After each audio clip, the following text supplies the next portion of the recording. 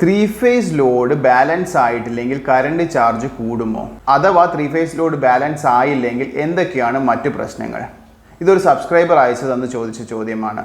ആദ്യം തന്നെ 3-phase load balance ആവുക എന്ന് പറഞ്ഞാൽ സാധാരണക്കാരന് മനസ്സിലാവാൻ വേണ്ടിയിട്ടാണ് 3-phaseൽ 3 ഫേസ് ലൈനാണ് വരുന്നത്. ഈ 3 ഫേസ് ലൈനിലും ഒരേപോലെ ലോഡ് ഡിസ്ട്രിബ്യൂഷൻ നടക്കണം, അഥവാ ഈ 3 ലൈനിലും ഒരേ കറണ്ട് ആയിരിക്കണം ഡ്രോ ചെയ്യേണ്ടത്. ഫോർ എക്സാമ്പിൾ, ഒരു ഫേസിൽ 5 കിലോ വാട്ടും മറ്റേ ഫേസിൽ 10 കിലോ വാട്ടും മൂന്നാമത്തെ ഫേസിൽ 0 കിലോ വാട്ടും കണക്ട് ചെയ്ത് കഴിഞ്ഞാൽ ഇതിലൂടെ പോകുന്ന കറണ്ട് ഡിഫറൻ്റ് ആയിരിക്കും.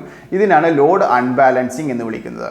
ഇങ്ങനെ സംഭവിക്കുമ്പോൾ ബേസിക്കായിട്ട് നിങ്ങളുടെ കറണ്ട് ചാർജ് ഒന്നും കൂടാൻ പോകുന്നില്ല. പക്ഷേ ഇങ്ങനെ ചെയ്യുമ്പോൾ ഉള്ള ബുദ്ധിമുട്ട് എന്താണെന്ന് വെച്ച് കഴിഞ്ഞാൽ, ആദ്യം തന്നെ നിങ്ങളുടെ വീട്ടിലേക്കുള്ള സർവീസ് വയർ ഇട്ടിരിക്കുന്നത് ഈ ലോഡ് ബാലൻസ് ആണെന്ന് വിചാരിച്ചാണ്. ഫോർ എക്സാമ്പിൾ, നിങ്ങൾക്കൊരു 10 കിലോ വാട്ടുള്ള ലോഡാണെങ്കിൽ ഈ 10 കിലോ വാട്ടും ഈക്വലായി ബാലൻസ് ചെയ്ത് അതിനനുസരിച്ചിട്ടുള്ള ഒരു സർവീസ് വയർ ആയിരിക്കും നിങ്ങളുടെ വീട്ടിലേക്ക് വലിച്ചിട്ടുണ്ടാവുക. അപ്പോൾ എല്ലാ സർവീസ് വയറും അല്ലെങ്കിൽ എനർജി മീറ്ററിന്ന് നിങ്ങളുടെ DBയിലേക്ക് വലിച്ചിരിക്കുന്ന വയറും അതേപോലെ തന്നെ ആയിരിക്കും, ഈക്വലായിട്ട് ഡിസ്ട്രിബ്യൂട്ട് ചെയ്യുമെന്ന് വിചാരിച്ചിട്ട്. നിങ്ങൾ എല്ലാ ലോഡും ഒരു ഫേസിലേക്ക് ഇട്ട് ഓടിച്ചു കഴിഞ്ഞാൽ ആ ഒരു ഫേസ് വയർ ഓവർലോഡ് ആവുകയും അത് ബേൺ ആയി പോകാനുള്ള സാധ്യത ഉണ്ട്.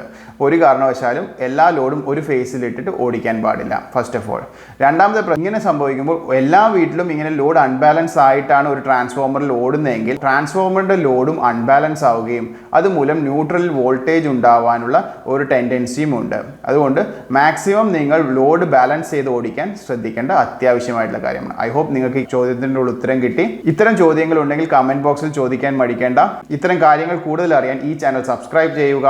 ഹായ്, ഞാൻ Shishir, electrical consultant. Welcome to our channel Shishiram engineering service. നിങ്ങളൊരു വീടോ മറ്റു ബിൽഡിങ്ങോ കൺസ്ട്രക്ട് ചെയ്യുന്നുണ്ടെങ്കിൽ, ഇതിൽ ഇലക്ട്രിക്കൽ കൺസൾട്ടൻസിയോ ഡ്രോയിങ്സോ ആവശ്യമുണ്ടെങ്കിൽ താഴെയുള്ള നമ്പറിൽ ബന്ധപ്പെടാൻ മടിക്കേണ്ട. ഷിഷിരം എഞ്ചിനീയറിംഗ് സർവീസ് നിങ്ങളുടെ പുതിയ വീടിൻ്റെയോ കൊമേഴ്ഷ്യൽ ബിൽഡിങ്ങിൻ്റെയോ അഥവാ ഫാക്ടറിയുടെയോ ഇലക്ട്രിക്കൽ ഡിസൈൻസും ലേഔട്ട് ഡ്രോയിങ്സും ചെയ്തു കൊടുക്കുന്നതാണ്. സിവിൽ ഡ്രോയിങ് നമുക്ക് അയച്ചു തന്നു കഴിഞ്ഞാൽ നിങ്ങളുടെ ആവശ്യങ്ങൾ നമ്മളായിട്ട് ഡിസ്കസ് ചെയ്ത് കഴിഞ്ഞാൽ നിങ്ങൾക്ക് ഇലക്ട്രിക്കൽ ഡ്രോയിങ്സ്, അതിൽ പ്രത്യേകിച്ചും അതിൻ്റെ ലേഔട്ട് ഡ്രോയിങ്സ്, ലൈറ്റും ഫാനും അങ്ങനെയുള്ള സോക്കറ്റ്സും ഏത് പൊസിഷനിൽ വേണം എന്നുള്ള കാര്യം, അതേപോലെ തന്നെ അതിൻ്റെ കോൺഡ്യൂട്ട് പൈപ്പിൻ്റെ ലേഔട്ടും സർക്യൂട്ട് വയേഴ്സിൻ്റെ ലേഔട്ടും DB ഡിസൈൻസും, അതേപോലെ തന്നെ DBയിലെ സ്വിച്ച് ഗിയർ ഐറ്റംസും പ്രൊട്ടക്ഷൻ ഡിവൈസസുകളുടെയും സ്പെസിഫിക്കേഷനും സൈസും കൃത്യമായി മെൻഷൻ ചെയ്തിരിക്കുക. അത് MCBയുടെ സൈസിങ്ങും യൂസ് ചെയ്യേണ്ട കേബിളിൻ്റെ സൈസിങ്ങും അതുപോലെ തന്നെ RCCB, SPD, ലൈറ്റ്നിങ് പ്രൊട്ടക്ഷൻ, ആവശ്യമുള്ള എല്ലാ പ്രൊട്ടക്ഷനും കാര്യങ്ങളും എന്തെങ്ങനെയാണ് എവിടേക്കാണ് കൊടുക്കേണ്ടത് എന്നൊക്കെ ഡീറ്റെയിൽ ആയിട്ട് ഡിസൈൻ ചെയ്ത് തരുന്നതായിരിക്കും. അതുകൂടാതെ തന്നെ CCTV ലേഔട്ട്സും ഫ്യൂച്ചറിൽ സോളാർ വാട്ടർ ഹീറ്റേഴ്സും സോളാർ പവർ പ്ലാന്റും ഇൻസ്റ്റാൾ ചെയ്യേണ്ട ഫീസിബിലിറ്റി ഡ്രോയിങ്സും, ഇതുകൂടാതെ തന്നെ പ്ലംബിങ്ങും